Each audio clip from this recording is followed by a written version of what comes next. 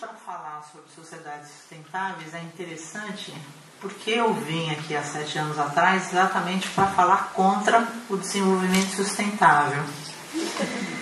E por um acaso, junto com o Pablo, eu e o Pablo contra a Unesco, não é? E a gente percebeu, bom, eu pelo menos percebi, lendo o caderno de resumos, conversando com vocês, que ganhamos, Pablo, né? Aí eu queria começar um pouco com essa imagem da Revolução Francesa, né? Onde o urbano ele era considerado revolucionário. Aí a Estátua da Liberdade, né? Que ela chegou. E aí o que aconteceu então com a burguesia? A burguesia foi ao campo.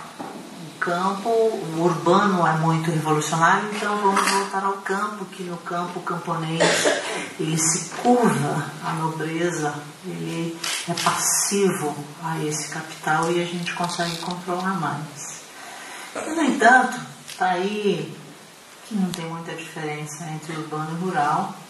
Eu acho que a classe trabalhadora continua sendo massacrada, as injustiças continuam acontecendo, né? Eu ouvi muito esse período inteiro dizendo que vocês estavam em crise, que o Brasil estava em crescimento econômico, né? O que eu acho que tem que mediatizar um pouco essa informação. O PIB do Brasil cresce para meia dúzia de famílias. A gente mesmo não vê essa riqueza no Brasil. Continuamos um país pobre, com muita injustiça, com muita disparidade. E um pouquinho do retrato histórico que vem nesse ecologismo. O Pablo Meira coloca uma diferença entre ecologismo e ambientalismo. Eu não sei se vocês sabem bem a diferença, mas é o que eu pretendo também trazer um pouco aqui, né? Por que eu estou começando na década de 60? Porque parece que essa, segundo a história, começa o grande crescimento acelerado nessa década de 50, década de 60, mas é exatamente nessa década da grande revolução, da grande transformação mundial que nasce o sentido do ambiente, da educação para a paz, do feminismo. Um período do legado Kennedy, os Estados Unidos que perde da milícia do Vietnã, a construção do Muro de Berlim, década de 60, né? E finalmente a grande conquista espacial do ser humano, quando Yuri Gagarin fala o planeta, quando ele vê o planeta, a Terra é azul e eu não vi Deus. Esse é um ano marcante. A gente tem a Raquel Carson, que ela escreve um livro que vira o grito ecológico da gente, onde ela denuncia, coincidentemente com o filme que a gente assistiu no primeiro dia, Neve Invisível, ela denuncia que tem DDT no pinguim. E é a primeira vez na história da humanidade, então, que se tem notícia dos aspectos extrafronteiriços da questão ambiental, e que o DDT utilizado na Inglaterra ia para os polos. Então ela faz esse alarme e ela acaba convencendo. Simultaneamente, o Ilya Prigogine ganha o Prêmio Nobel da Química com a teoria do caos.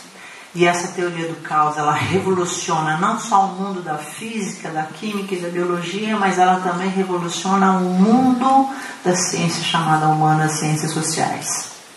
Prova disso é o Emmanuel Levinas, que ele propõe a dialética da tensividade. Até então, a dialética de Hegel, preto e branco, tem que dar o cinza.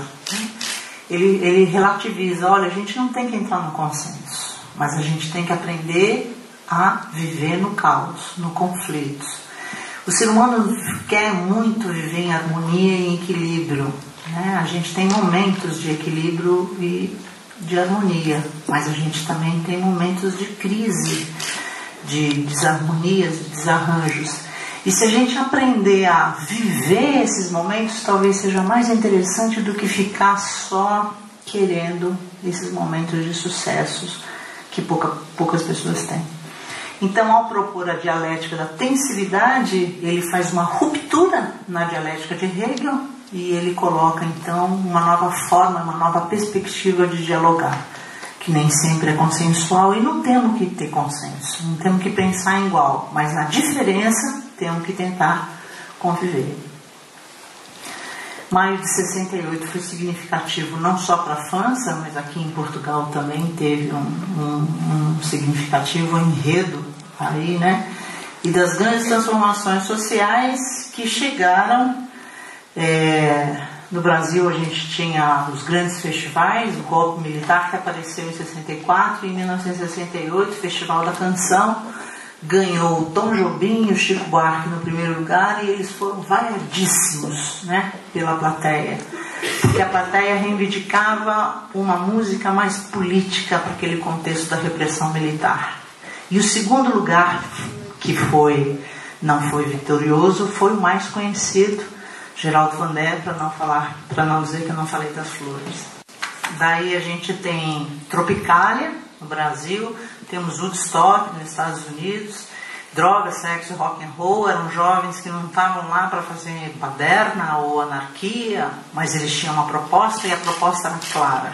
Era uma proposta da contracultura, de dizer: essa cultura dominante não me serve mais. Eu quero fazer alguma coisa diferente da hegemonia aqui estabelecida. E esses jovens rebeldes cabeludos que fizeram história, que também nasceu com isso a educação ambiental, com a aparição do Khomeini. Então é o início da Guerra Fria, da Guerra Santa, que os Estados Unidos começa a manter com o resto do mundo. No Chile a gente tem a queda do Allende, a ascensão do Pinochet, né? Nós temos então na década de 70 uma enorme contradição que acontecia entre o Brasil e o que acontecia no mundo. Em 1972, a primeira conferência de Estocolmo, onde o ser humano ele é debatido no contexto do bojo da questão ambiental. 75 tem Belgrado, 77 tem Tbilisi, e a década de 70 no Brasil é marcado pela construção da Transamazônica, onde poluição era sinônimo de progresso. Enquanto o mundo tentava fazer coisas para proteger o ambiente, no Brasil a poluição era sinônimo de ambiente. É nessa década também que a gente tem a figura emblemática do Schumacher, onde ele lança um manifesto radical, de um ecologismo radical, e é pela primeira vez então que ele usa a palavra: nós precisamos ter pouco lucro.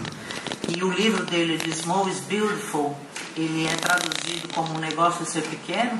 A gente não precisa ter muito lucro, mas a gente pode ter negócios pequenos, para a gente conseguir as sociedades sustentáveis e não desenvolvimento sustentável. Isso é década de 70, fruto da década da movimentação da década de 60. Na década de 80, a gente vai ter a hegemonia do Reagan,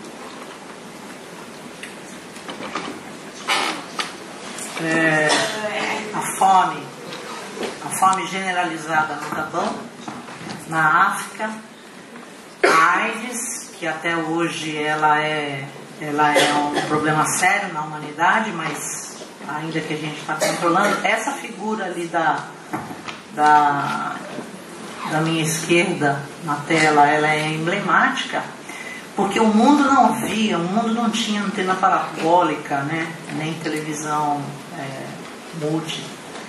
Então a gente tinha poucas imagens internacionais. E uma das raras imagens internacionais que veio foi essa imagem de um estudante que, num ato de rebeldia, mas essencialmente de democracia, se postou na frente do tanques contra a ditadura chinesa.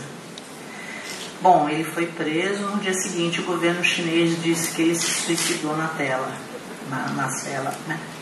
Infelizmente não é. E é só na década de 80 que essa senhora, chamada Gro Brundtland, que era a primeira-ministra da Noruega, que triunfa no seu aparato sofisticado do discurso e da redação de um relatório chamado Nosso Futuro Comum. E aparece, então, pela primeira vez na década de 80 a palavra desenvolvimento sustentável. Ninguém sabia o que era isso, né? e ainda a gente continua sem saber o que é isso direito. Isso foi na década de 80. Mas ela propõe esse triângulo entre sociedade, ecologia e economia, que o Pablo fala que não é isósceles, né? E eu também concordo. E é na década de 80 que aquele muro de Berlim da década de 60 é derrubado. E aí dá-se uma impressão da riqueza europeia, o mundo treme, né, diante de vocês, a força europeia chegando, a unificação, o eurogênio. E essa noção desenvolvimentista desesperadora que assola o mundo inteiro, e não é só no meu país, mas acredito que em todo lugar do mundo ninguém nega o desenvolvimento, ninguém é louco para falar, não, a gente não precisa de desenvolvimento. Mas o desenvolvimento ele está sempre ligado a um aparato sofisticado do ter, do comprar, né? Do quanto mais sofisticado, melhor. E no nosso caso brasileiro é uma lástima, né? Que a gente tem na bandeira os princípios do positivismo, uma igreja que existe até hoje no Brasil, que ele tem o amor por princípio, a ordem por base e o progresso por fim. Aí eles tiraram o amor, porque a gente brasileira não precisa de amor, e ficou só ordem e progresso, né? E essa é a mentalidade desenvolvimentista que não acolheu o projeto ambiental em seu seio prioritário e trouxe hoje uma discussão econômica. E tão forte que esse desenvolvimento sustentável, ele é dito nos discursos. Esse senhor aqui da ponta é o Blairo Maggi, é o maior plantador de soja particular do mundo. No meio nós temos um sindicalista da esquerda, CUT, Central Única dos Trabalhadores. Somos fortes, somos CUT, somos sustentáveis, temos desenvolvimento sustentável. E até os jovens, no Fórum de Juventude, que eles falavam em desenvolvimento sustentável. Então não tem diferença entre nós, o jovem que é despojado, corajoso, rebelde, ele usa o mesmo discurso que o sindicalista, é o mesmo discurso que um produtor de soja, um capitalista, né, neoliberal. O que aconteceu com as nossas identidades? Elas foram varridas por esse desenvolvimento sustentável hegemônico que se colocou na esteira sobre todos nós. Aí a gente tem uma porção de coisas: desenho sustentável, restaurante sustentável, profissão sustentável, surf sustentável. No Brasil, o pessoal me convidou para ser madrinha deles. Eles fazem surf sustentável, né? E olha o absurdo: banco imobiliário sustentável. Vocês conhecem essa brincadeira, esse jogo? Não? Vocês têm aqui no Brasil ou aqui em Portugal? Lá no Brasil ele é muito comum esse jogo, e é de geração para geração. E é um jogo que a gente compra terreno, prédio, casa, e ganha quem fica rico, obviamente, né? E agora diz que é sustentável. Bem, eu agora, quase terminando a minha fala, caminhando para a minha fala, para a finalização, quero trazer um filme do Yann Arthus, eu acho que vocês viram. Chama Home, e ele foi traduzido como A Nossa Casa, se não me engano. E ele, o Yann Arthus Bertrand, ele é um puta de um fotógrafo maravilhoso, né, aéreo. E ele fez o filme com uma grandeza estética muito interessante. Então ele começa contando a história da Terra, essa cosmogonia de ciclos, a Terra e o humano que começa pelo tempo, vida, evolução, diversidade. Depois ele entra então na era do petróleo, dos combustíveis, da energia, e aí as mudanças do tempo no espaço e o que a agricultura faz. Então a Terra, que tem 4 bilhões de anos, e o humano que nasceu há 200 mil anos atrás, é esse cara que faz toda a transformação, toda a agenda, né? E todo o impacto também. Na Índia há 21 milhões de poços artesianos que foram abandonados, cada vez mais os aquíferos destruídos. Em compensação, em Los Angeles, consome-se 1.000 litros de água por habitante por dia. Um pouco dos disparates aí. Bem rapidamente aqui, porque já falaram da água. E esse aqui é uma matéria que saiu no Times, e eu achei muito interessante. E nesse quadro comparativo que o jornalista faz, ele não coloca o Brasil. E eu entrei em contato com a Times, querendo saber por que o Brasil não estava aí, me interessava e tal. O Brasil é um país tão desigual, que foi difícil dar um retrato para ele. Assim. Aqui está a Alemanha gastando $500 por semana em comida. Estados Unidos, 341, uma família de 4 pessoas. A Europa, a Itália, $260 americanos, mesmo número de pessoas. Na América Central, 189. Europa Central, 151. Egito, África, a família já é maior, 68 americanos. Butão, que eu vou conhecer esse país esse ano, eu morro de vontade de conhecer o Butão, o país mais feliz do mundo, né? Daquela índice de felicidade bruta. Uma família enorme, mas as pessoas são felizes. Eu falei, putz, eu preciso conhecer esse país, né? $31 por semana. E olha aqui, Equador também, até a gente chegar em Chad, $1 semanal vive a alimentação de uma família. Esse é o mundo que a gente vive, né? Que é muito desigual. Bem, no Brasil, Mato Grosso é o segundo estado com maior concentração de terras do Brasil. Ou seja, é o lugar onde tem mais fazendeiros, é o lugar onde tem mais latifúndios, porque a riqueza está concentrada na minoria. Onde há uma relação de poder, há uma possibilidade de resistência.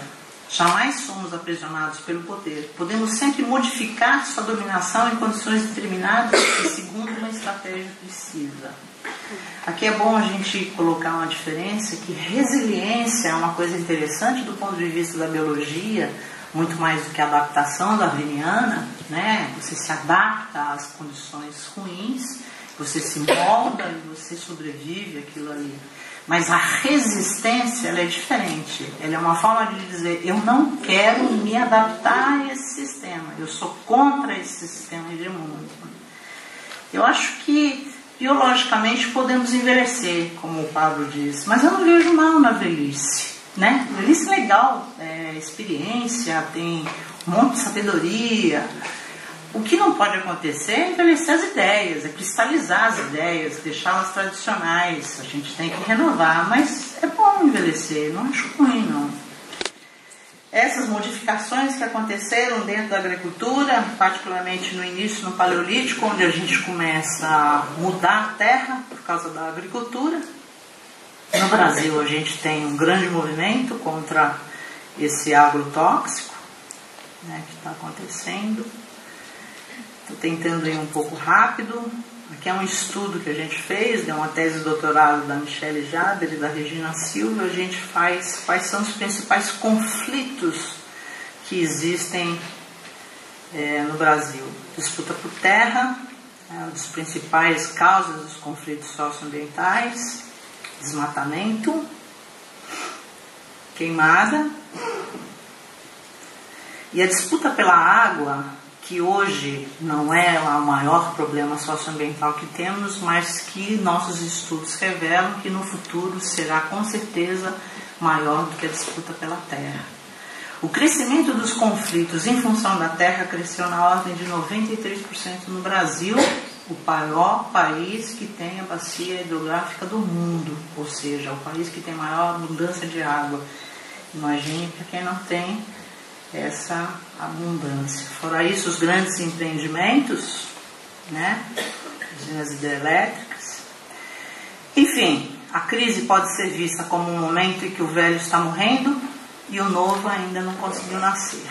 Quem sabe vocês ainda vão parir essa esperança nessa crise que vocês estão. E o Bertin, no filme dele, fala, olha, é tarde demais para ser pessimista, não dá mais, a gente já chegou no final do poço aí, né?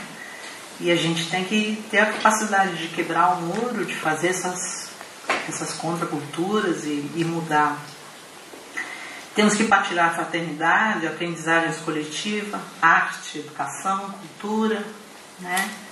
E que cabe a cada um de nós escrever alguma história para melhorar essa humanidade. Uma história de sociedade sustentável, que em 1992 foi o marco inicial, não inicial, mas foi um marco gritante do ambientalismo no Brasil e eu acho que no mundo também. E que agora, 20 anos depois, quando faz a Rio+20 e a gente coloca 50 mil pessoas da sociedade civil na rua, e essas 50 mil pessoas organizadas em sociedade civil falam para a ONU, nós não vamos assinar esse relatório, a gente não quer essa economia verde que está aí. Isso é muito significativo, né? Eu acho que isso dá essa esperança na gente lutar por uma outra economia que não seja essa hegemônica. Muito obrigada.